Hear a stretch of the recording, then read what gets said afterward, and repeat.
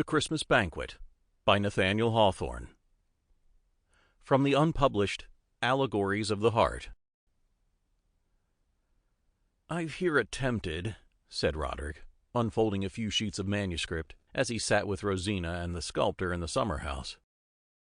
"I've attempted to seize hold of a personage who glides past me occasionally in my walk through life.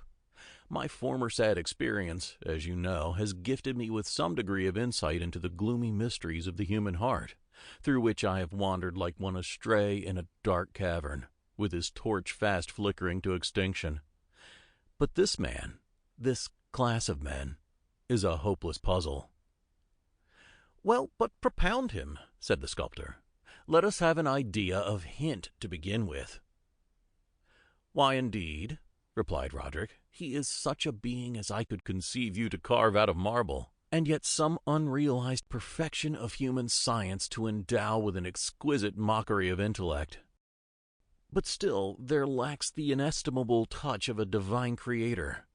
He looks like a man, and perchance like a better specimen of man than you ordinarily meet. You might esteem him wise. He is capable of cultivation and refinement, and has at least an external conscience.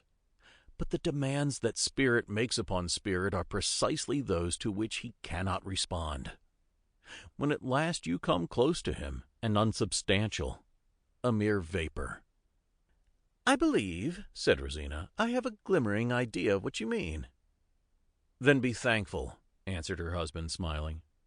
"But do not anticipate any further illumination from what I am about to read. I have here imagined such a man to be, what probably he never is, conscious of the deficiency in his spiritual organization. Methinks the result would be a sense of cold unreality wherewith he would go shivering through the world, longing to exchange his load of ice for any burden of real grief that fate could fling upon a human being." Contenting himself with this preface, Roderick began to read. In a certain old gentleman's last will and testament there appeared a bequest, which, as his final thought and deed, was singularly in keeping with a long life of melancholy eccentricity.